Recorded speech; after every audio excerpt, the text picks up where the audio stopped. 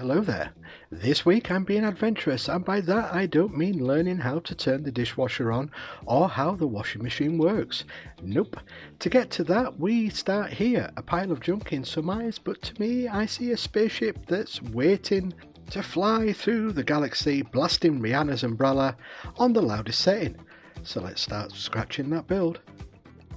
Firstly, I need to release the wheels from this space bike toy, which means you watching me hack away knowing there's an easy way to get to these wheels.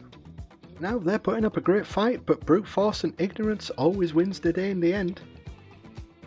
Oh come on, just get off the metal bar, just please, come on, thank you. Next up, a pair of water pistols, all broken down, ready to get glued onto the toy, which I'm going to turn upside down because I thought the shape looked cooler, plus I have an idea for the pokey outfit.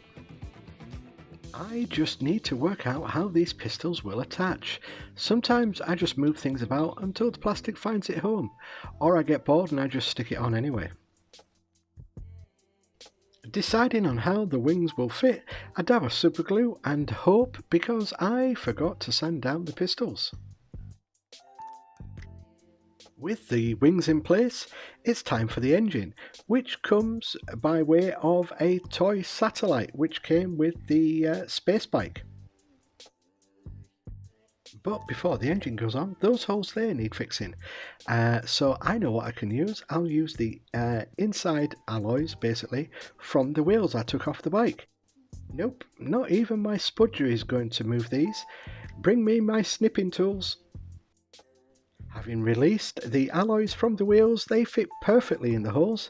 I'm just going to use some baking powder just to strengthen the bond. And while I was doing that, I also noticed I had some more holes which I'll plug with some cut-offs from the tyres.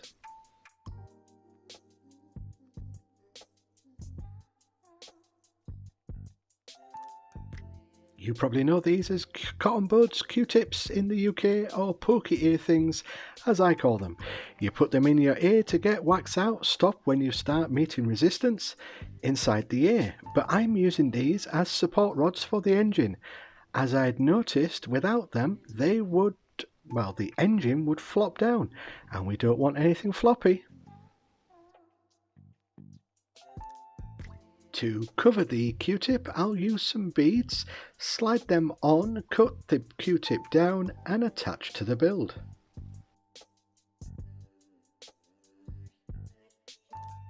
With the engine in place, I stuck some guns that came with the bike back onto the bike.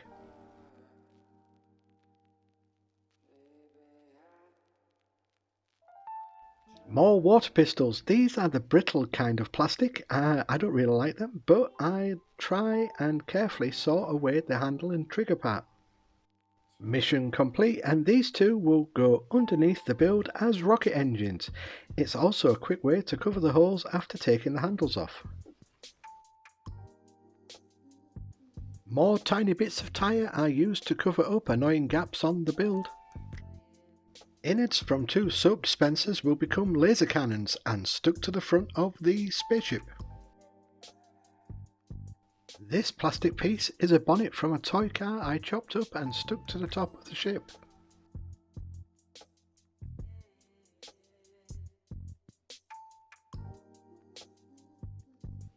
Another soap dispenser pump. I just want the top part to add as wings for the back of the spaceship.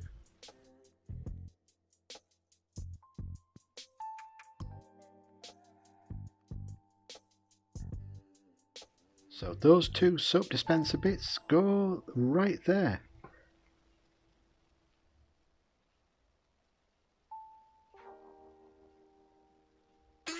Oh, damn it. Another piece from the bike I broke down at the start. I just need the headlights to cover the two holes. It's code word time. If you want to leave a comment, leave the code word before the comment so I know you got here before passing out. And the code word is Sador, and 10 imaginary points if you can name the film that he comes from. I'm just adding some more greeblies to the back end because you can never have too many greeblies. Remember the trigger from the water pistols? That is going on the front of the spaceship. Hopefully I'm planning on having a smaller detachable spaceship hanging from there.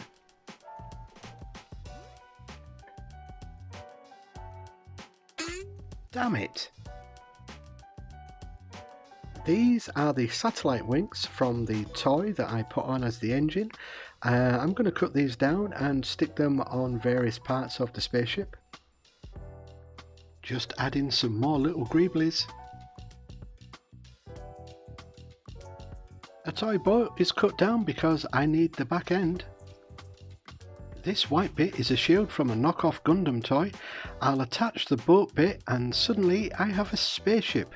Now I'll cover all the holes at the back with beads to make them look like engines. And that small spaceship goes right here. Now it won't sit properly, so I'm going to attach some magnets to it. And while the glue dries, I'll just add that little greebly to cover that hole.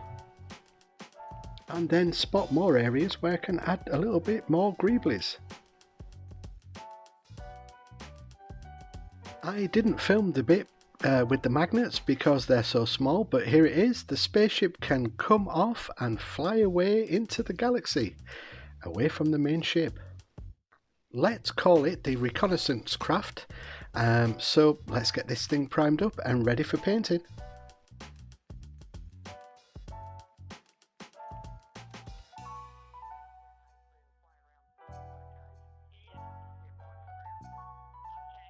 Now, just before I started priming it grey, I read the instructions on some new paints I bought. These are Galaxy Dust paints by Vallejo. Never used these before, totally out of my comfort zone with these colours, but they said prime it black. It had to be black for the colours to work because they are colour shifting paints that react to the light. So yeah, your guess is as good as mine on these because, like I said, these are the first time I've ever used them. Now to me, these paints in these bottles don't look any different than the other ones that are in the other bottles. They just look like a pink, a pink, a pink, a darker pink, a lighter pink. Oh, come on, let's get these in the airbrush and get it applied to the spaceship. Well, I gave this paint a really good shake before trying to squeeze it out. Come on, let's just try and get it. There we go. Oh, that's a little bit too much, but hey ho. So here we go, first time ever using this colour changing paint, and you can't see much because I can't actually see much either. Okay, so that is the second coat down, just hitting it with the hairdryer again, and I can start to see the colour changing. Anyway, move on to the smaller ship. So with the smaller ship, on the underside, I'm just going to do a dry brush of metallic silver greyish sort of colour, just to hit the highlights. So you can see the colour now, and I've got to say it looks impressive. I'm using a pokey tool to do some chipping on this plastic as it isn't holding the paint too well. Someone forgot to sand the plastic down before painting, so it's easy chipping for me to do, but not the correct way to do chipping.